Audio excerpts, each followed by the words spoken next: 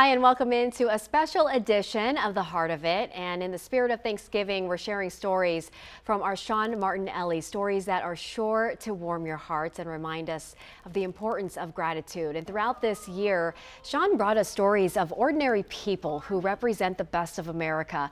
You know, when headlines were often heavy, Sean found hope, and you'll see that in the surprising, moving moments that make up this next hour. And Sean joins us now with his first story that went viral across social media this year. First of all, it's good to see you, friend. It's good to see you. Happy Thanksgiving, Happy Annie. Thanksgiving. And so we're going to begin at a church in Manassas, Virginia, where a group of people are lifting their voices and lifting each other.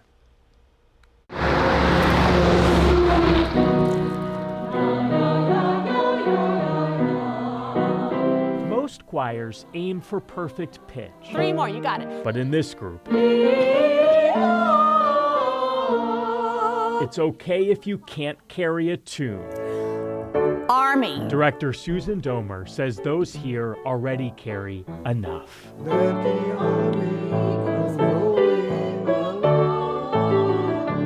It's a chorus for people with memory issues and brain related, and their caregivers and volunteers. We're nothing at the U.S. Air Force. People like Michael Yates, who cares for his wife Dreama. We have good days and we have bad days, but Very few bad days.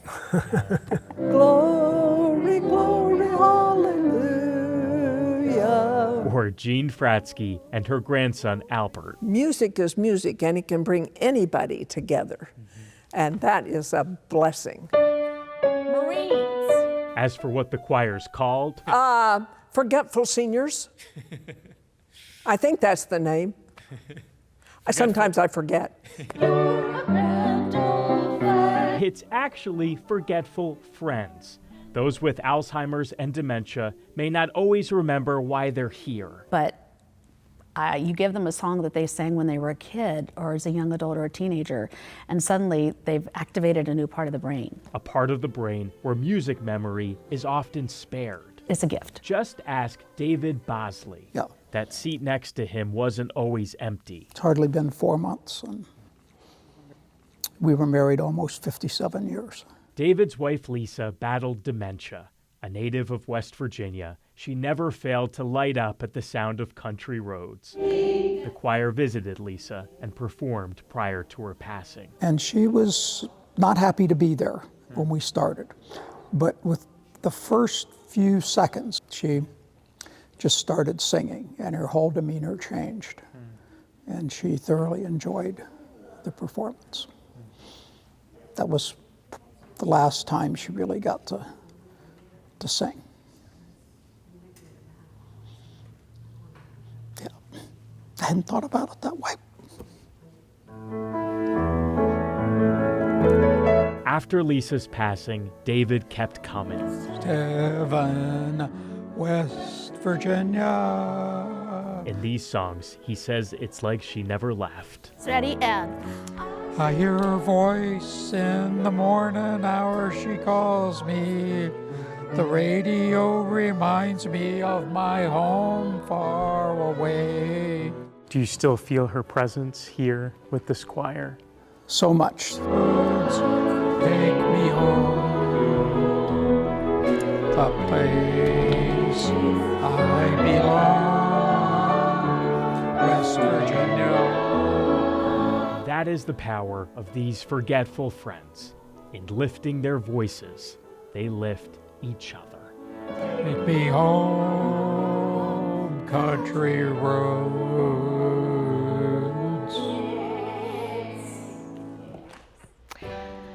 But you know, after this story aired, you heard so much from people across the country. What was the reaction from people? Well, we heard from thousands of people who connected with David and Lisa's story. And one of my favorite comments came from somebody. She said, "Stories like this remind me of the power of local journalism." And I think for every fire we cover, for every crime we cover, stories like David's story and Lisa's story and that choir story matter just as much. That's right. That is absolutely true.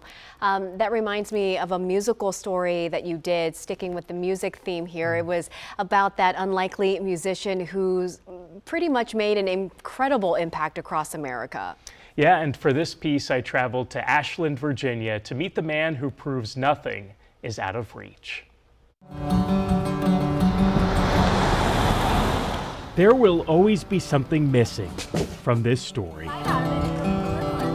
Something we can't find here at this Ashland, Virginia park. Not in the sway of the swing, not in the sound of the sandbox.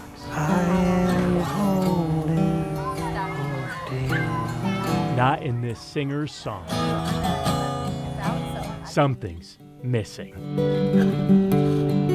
I like challenging people. I like making people think. I like making people take a step back sometimes. Which made us want to step back into George Dennehy's story, back to his birth in Romania. I was born just without arms. I wasn't cared for. I was malnourished. I was neglected. George was put up for adoption and lost. Until I wasn't. Until I was found. Found by a Virginia family who brought George to the U.S. But by the time he started high school, I just felt very alone and felt very that I didn't belong anywhere and didn't belong here in this life. Until George made a discovery. He lacked limbs. He didn't lack talent. Everyone was learning guitar, so I thought, why not me? The guitar, the piano, the cello. Who needs fingers when you have toes? Then George's big musical break came at a festival here in Ashland. And I don't want the world to see me, 'cause I don't think that they'd understand. Played one song called Iris by the Goo Goo Dolls. And there was a video of me playing that ended up going viral. And getting the attention of the band, who invited George to perform with them in Pennsylvania. Everything's made to be broken. I just want to know why. It was such an eye-opening moment for me to realize that maybe I can have a place in this world. But George couldn't have realized then what would happen next. I do things different, but different doesn't mean less. He went from shying away from his story to sharing it at events across the country. What are you gonna make, Superman? From feeling alone Stick. to having a family of his own. He's in Romania and he was written off, you know. He was just written off as dead, really. Can I flower for you? Sure. Amanda is George's wife and mother to their 3-year-old son. I just think just how blessed he is to have a dad like George, really. I think that's what life is all about. Oh, how he loves us. To be not only accepted by so many people, but to be celebrated Yeah. for your differences and for your unique talent. What does that mean to you? That has been life-changing for me. The words can't even express the gratitude that I have. Yeah. Then sings my soul. Something's still missing from this story, but George says he now has everything. Because you don't need every limb to touch lives. You don't need hands to be whole. How great thou art. I remember seeing him sing Iris for the first time. And just gives you goosebumps. Really does, man. Okay, plenty more ahead for our Heart of It, a special edition. This workshop isn't just for getting your hands dirty. It's a place to build character and the mentoring that's creating relationships. We'll be right back. Welcome in, everybody.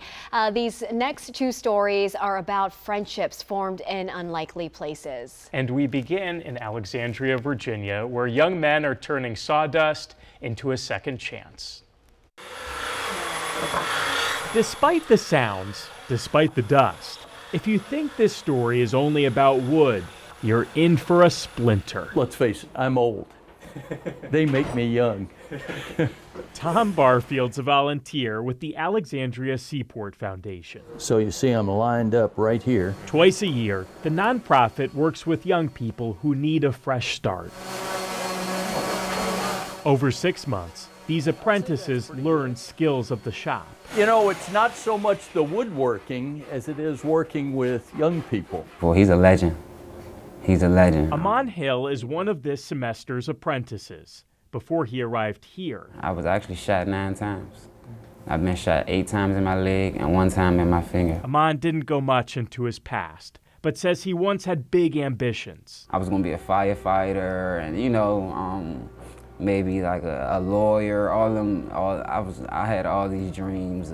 Working with my hands has been just as extraordinary to me. Extraordinary in part because of people like Tom. He's had a hard row to hoe in life, and he finally decided on his own that he was going to change the course of his life. These guys are looking for, I guess, someone to kind of be an example for him, and that's what I try to be. Tom never had children of his own. Yeah, these are my substitute kids. Especially Amon, who was put up for adoption at birth. Tom's the role model he never had. Okay. But says he always needed. A blessing, I call it.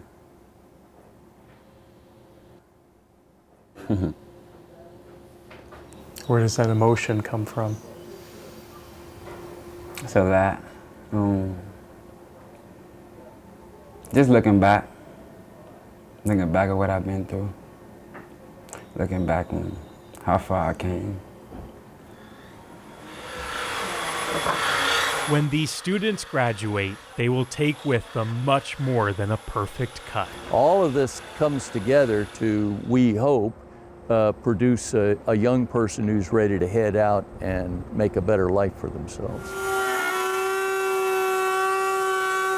Giving these workers of wood a foundation of steel. Very nice, very nice. I like it. What stood out to you most being out there firsthand? I just think the deep impact that this program had on Amon. He has a young son at home, and I think working with the Seaport Foundation gave him this future, this idea of a future that he never thought that he could have. Hope, exactly. We are now going to head to a hospital in Falls Church, Virginia to see the power of another bond. It's about an employee and a former patient who are now linked for life. No kid wants to go to a hospital, yet you'll soon find out why this 12-year-old's got a light this dark elevator cannot dim. Mason Ryan first arrived at Inova Children's at 6 months old. He had Down syndrome and blood cancer. Not what you expected. That's Mason's dad, Mitchell, and his mom, Kim. You don't want to see anybody go through cancer, but when you see kids go through it, that's really tough. Tough to watch. Gotta kiss myself, I'm so pretty. Oh, got it! Their experience somehow made easier by the woman in this video. That's Inova Child Life Specialist, Holly said. You still remember him? I do. I still remember Mason. It's hard to forget Mason. Just like it's hard to forget Holly, her hair freshly shaven to bring awareness to children's cancer research. She just exudes the love. Even though he probably doesn't remember, but there's some kind of connection there, you know, that I think they both still feel. Good job. And that's why when Mason's treatment stopped, Ready, Freddie? The family's involvement with the hospital didn't. It was really important for you to be able to give back to other families. Just with all the support that we received, we were like, we gotta do something. There it is. Woo! With Mason as their ambassador, the Ryans started a nonprofit called Boldly Gold to help families once like them. They've raised more than $50,000. Mason, do you remember Miss Holly? You look so handsome. Thank you. You're welcome. Holly and Mason haven't seen each other in years, so we were surprised when this happened. Me too. Me too. Are we going to stay like this all day? Yeah. Oh, okay. Mason wouldn't let Holly go. Well, then we got to take a nap. That's what it's all about. I don't take those things for granted. And I'm just very blessed to be able to do what I do. And honestly, it's just very humbling. No kid wants to go to the hospital, but because of people like Holly, Mason has a reason to come back and give back. Thank you, guys. Thank you. Their hug lasted 4 minutes and 26 seconds. Their bond will last for life. Still ahead, we are taking you to Frederick, where one small gesture for a 96-year-old veteran turned into a wave of kindness that changed his life and his home.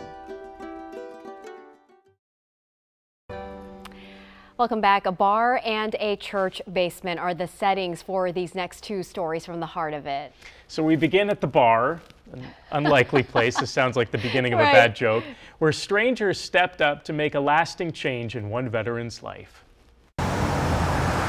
Every week, the Anchor Bar in Frederick, Maryland could be Cheers. On Thursdays, a customer comes in and everybody knows his name. Charlie's a great guy. We love Mr. Charlie. He's such a doll. Fun. He's fun. Yeah. He's 96. Yeah. He's 96 years old. They're talking about Charlie Rensel. What do I usually order? Beer? Coors Light. What else? A few months ago, Charlie ordered the same drink in this same spot. He likes to be the center of attention. When something different happened. I noticed Mr. Charlie had a Korean War hat, and I just went quietly to the bartender and I said, I want to pay their bill. Alex Nolan didn't know Charlie, but he's a fellow veteran. And I fussed at him. I said, you don't have to do that. I said, we can pay our own way. He said, well, he's a veteran, and he said, I want to do it. Alex not only picked up Charlie and his wife Anna's bill. As a veteran, it was personal for me.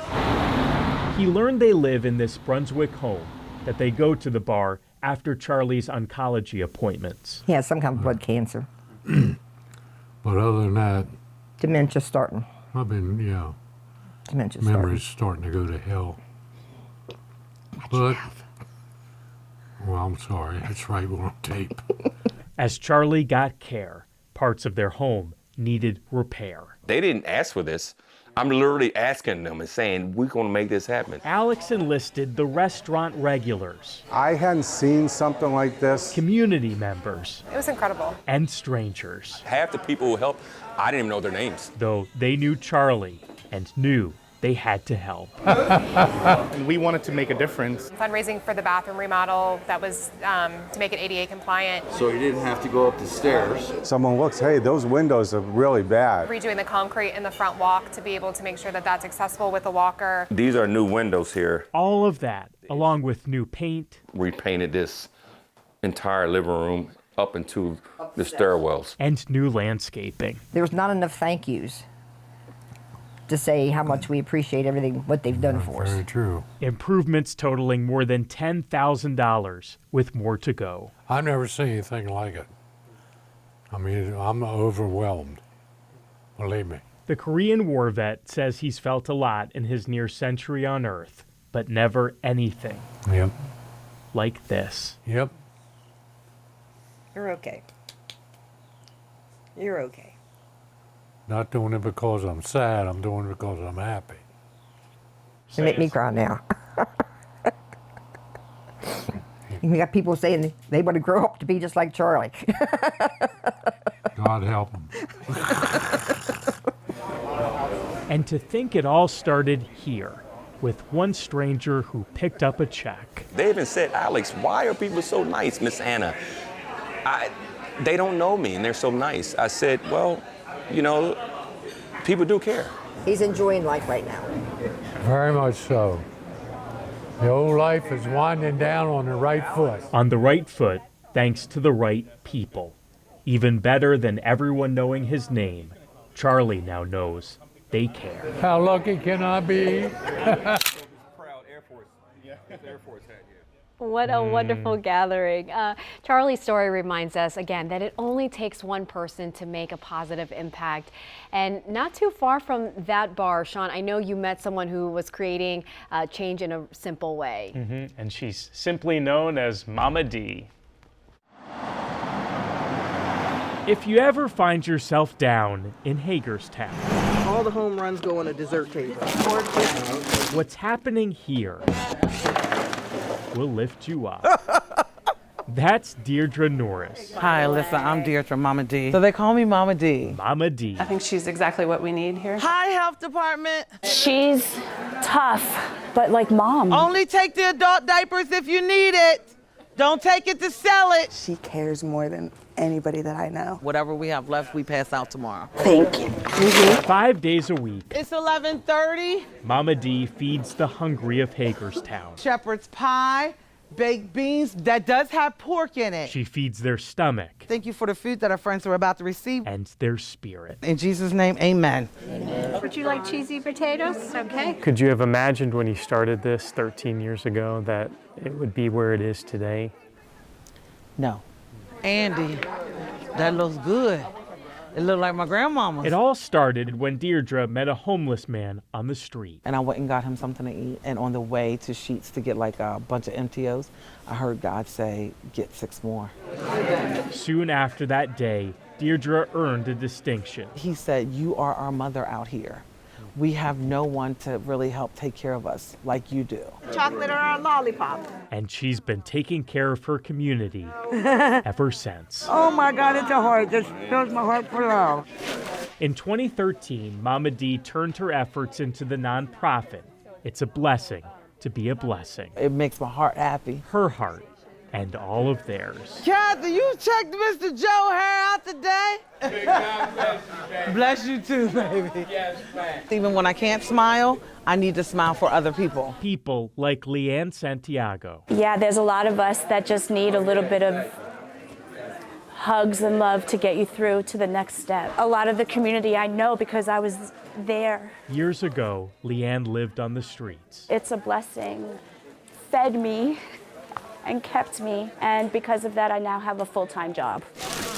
If you think all of this is just about food, Yes, I'll play. Leanne is proof. So, It's about so much more. When you hear those stories of people who you've helped, who've gone on to get their lives back on track, what does that mean to you? It means that my purpose is done. Done.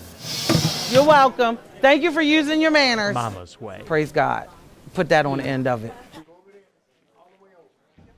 I love her. I mean, I remember when this first aired too, and she always stuck out to me. And I was sharing with you during this piece, just I love her assertiveness, but also her loving ways. She's running the show there. She is running the show. She is Mama D. Sometimes I struggle. How do we end a story? She said, put that on the end of it.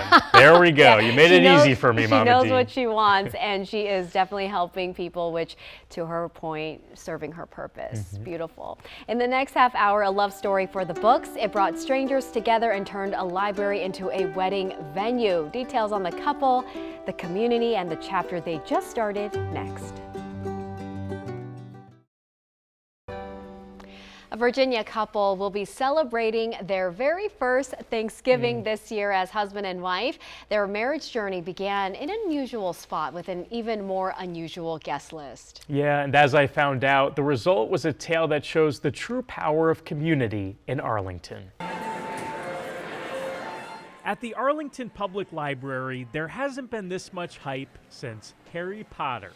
Strangers came together for a new release destined to be a classic, a nonfiction love story you won't find on the shelf. To find out how we got here, we first have to introduce you to our protagonists, Katie Letty and Vincent Bauer. Our story begins in Chicago. They were college classmates. I had time between classes, and Vincent would come sit on the bench next to me between classes, and I was like, I don't know what he's doing here on this bench. Over 13 years, they journeyed from that bench to this couch. Katie fell in love with Vincent's lowercase mannerisms, while Vincent found someone who writes her life story in bold. Fierce and smart, a little bit feral. Together, they co-authored a romance, from the chapter where they lived apart to the one where they moved in, from getting a dog to learning about a contest. A contest for one library-loving duo to tie the knot here. So we are hosting a wedding. All expenses paid. Programs librarian Brittany Veland says 50 couples applied. They were the only couple who were super jazzed about having their wedding open to the public. There's a lot of alienation and loneliness that we're kind of trying to combat as a public library, and so we thought, what brings people together more than a wedding? People turned pages into decorations, sign-out sheets into greeting cards. One wedding turned into one great display of community. Savvy love story is my favorite kind. There's so much anxiety and strife around here. It's like reading a good romantic book to see something like this happen. Regardless of me knowing them, I know love and I love love. So it's a beautiful thing.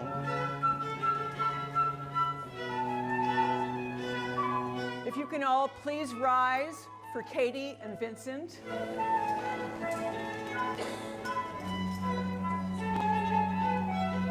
Good afternoon, and welcome, Katie and Vincent, your families and your friends, and patrons of Arlington County Public Library.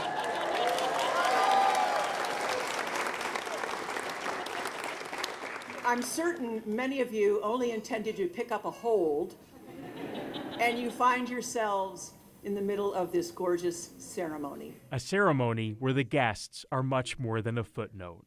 They represent one of the greatest acts of love. It's when we show up for those we know and those we don't. So my promise to Katie is this. I'll keep leaning into her boundless energy, her enthusiasm, her joyful need to grow and explore, and I'll keep loving all the ways she helps me become a better version of myself.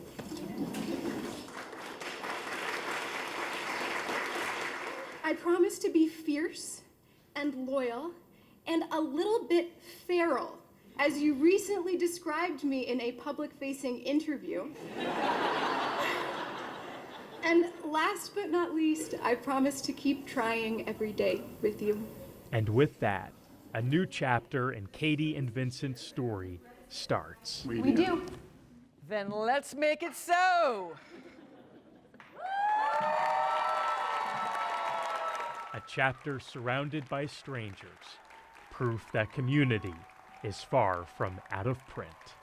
Beautiful. Sean, I'm curious, did you stay in contact with the library, and do you know if Arlington Library will ever consider doing something like this again? Well, I asked them that, and they said there that, Sean, we have to get through this one first. But I think that when you see the love, the community, how it brought so many people together, how could they not do it again? How could you not? Yeah. Not far from Arlington, you found another story of people coming together. Yes, this time it was people from all across the country to honor an American hero.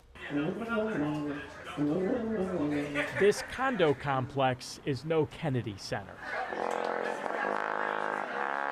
Yet congregating in this cramped common room are musicians from across the country, all here because of him.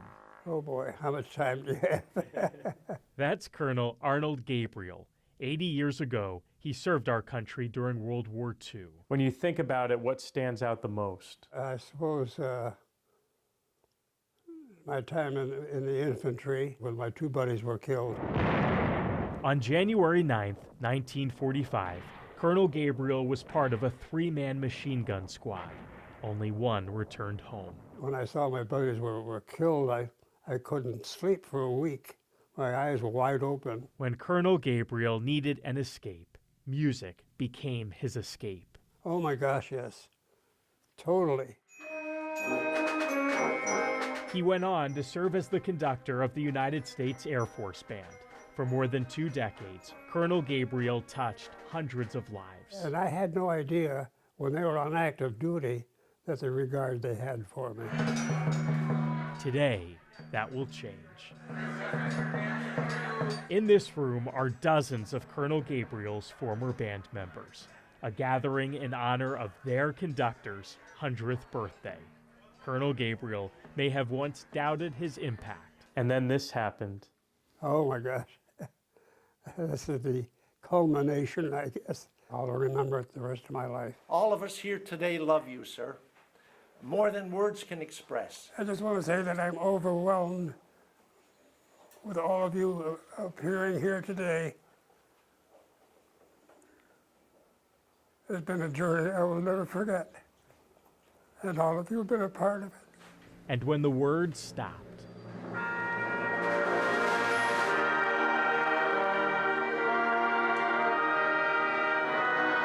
the music began.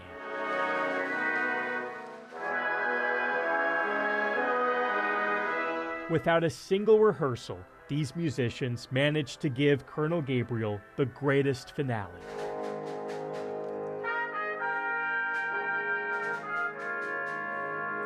Oh my gosh, it's overwhelming. Yeah, almost indescribable. No words needed for this orchestra. An ensemble of gratitude.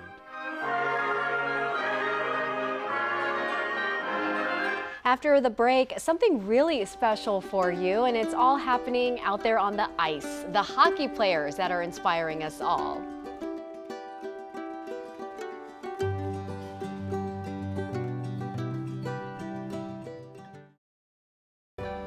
Welcome back to this special edition of The Heart of It. Our next pair of stories is about the power of sport. And this first one challenges what most of us would even think is possible.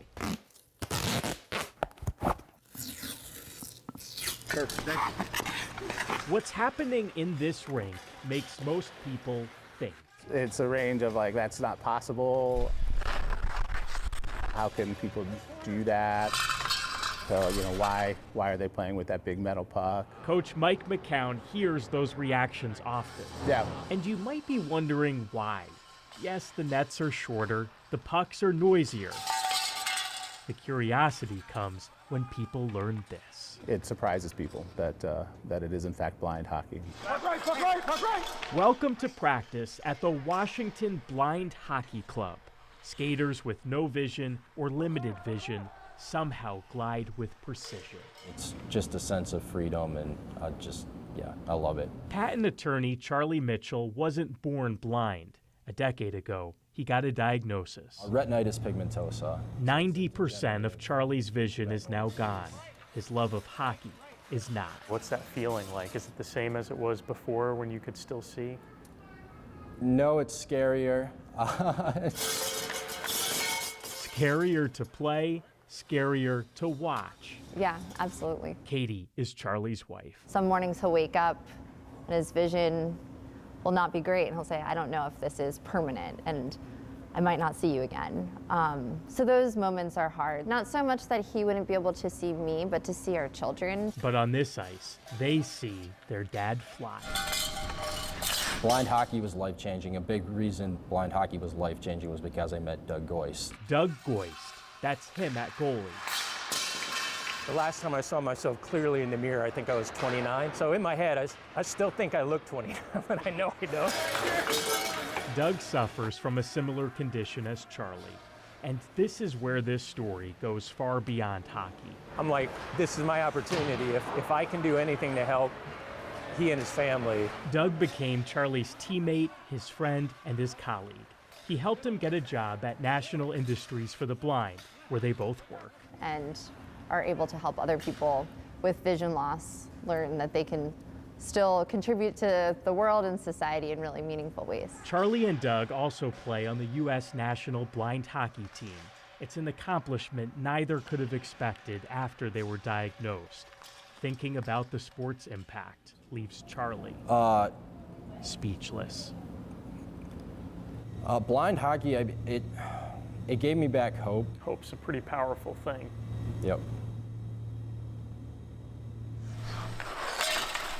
Players may come here looking for hockey, they find community. I play for the letters on my hat and the letters on my chest, but most importantly for my teammates.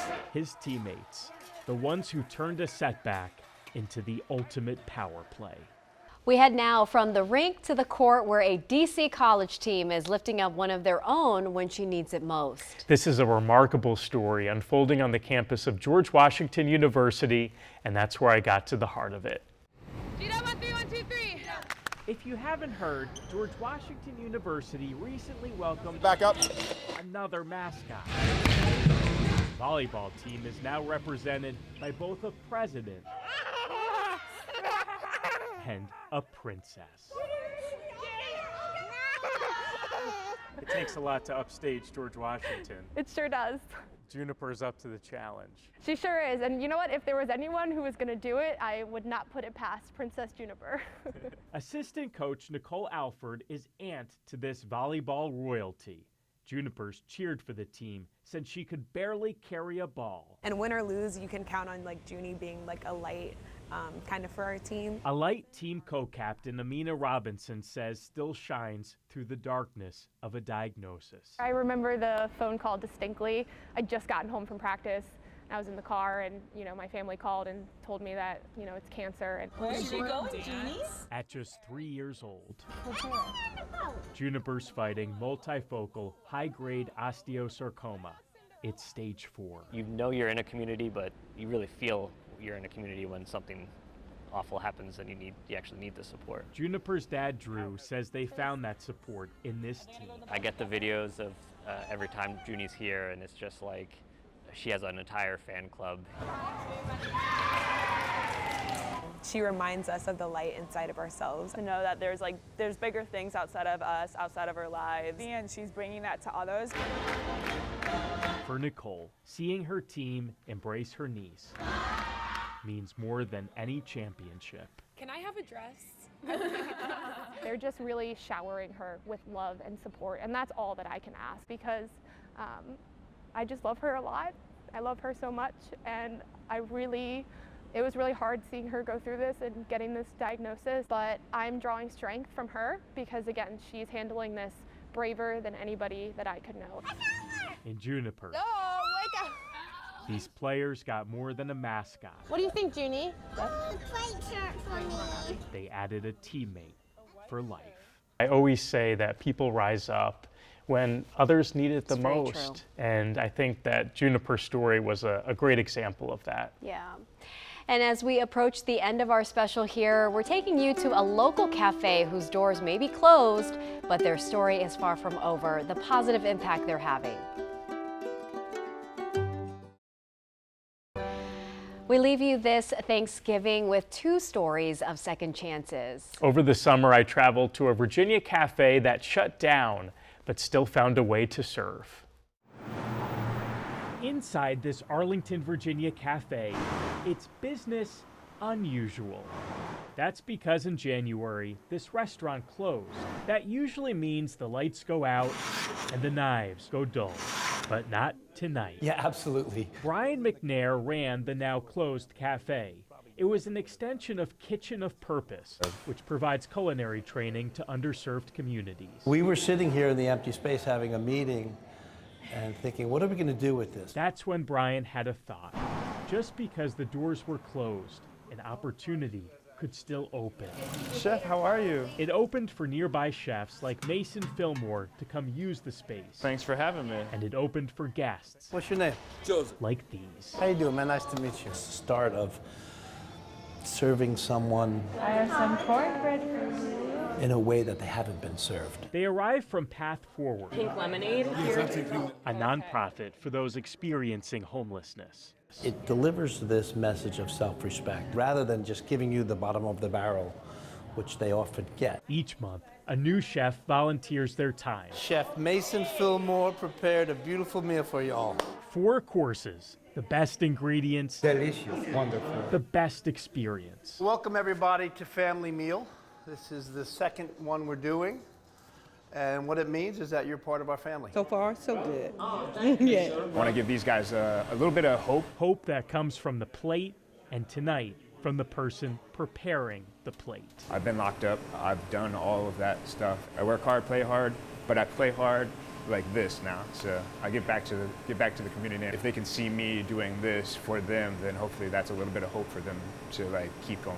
Oh man, this is awesome. We wondered, could one meal really keep someone going? Then we asked Todd Bruner. I feel honored to be invited here. 6 years ago, Todd lost his wife and daughter. He now has cancer. But he says because of opportunities like this, I have a reason to live now. And that's the most important thing. We're really serving meals with dignity. They start to get this self-esteem. They like, maybe I'm worthy, you know? proof that even when business stops, you can still serve.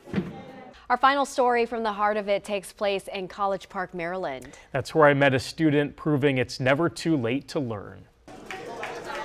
At the University of Maryland Global Campus. Congratulations, welcome, welcome. The wait to cross the stage may be long, though few have waited longer Hello. than Carol McSween Brooks. Okay, I'm ecstatic. Carol's journey here started more than a half-century ago. Growing up in D.C., she says she wasn't a good student. I was actually a great student. In high school, Carol earned a full scholarship to Brown University, then realized I didn't like studying there. The place I was plugged into was not correct. Carol dropped out, found a career in tech, raised a family. We, saw the times when our mom would work and would be interested in going back. Brandy and Becky are two of Carol's four daughters. It wasn't like something like, why would you do that? It was like, that sounds cool. So 6 years ago, Carol went back. Yes, I did. Back to finish what she started. But it's been worth the wait. When Carol walks across this stage, she'll earn a degree in Management Information Systems. At age 75, the moment finally arrived. Carol Angela McSween Brooks. Oh, wow. Praise the Lord. Thank you. That smile on Carol's face says what words cannot. My path has just widened, and I'm about to walk into a whole new wonderful world of not just opportunities, but chances to make a difference. And so that really is it. Chances to make a difference. Yeah, yeah, that's it. At a time when some are slowing down, Carol's just ramping up. I am over the moon proud. I can't express it enough. And I will tell anybody, everybody, all the time, that's my mom. And I am so proud to be her daughter. Proud of what her mom's done and of what's to come. PhD at 80. You can put that down there. And this Thanksgiving, we are so grateful for people like Carol, right, who show us the best of the human spirit. We're also grateful for you for spending some time with us. So on behalf of all of us here at the Heart of It, thanks for watching and happy Thanksgiving.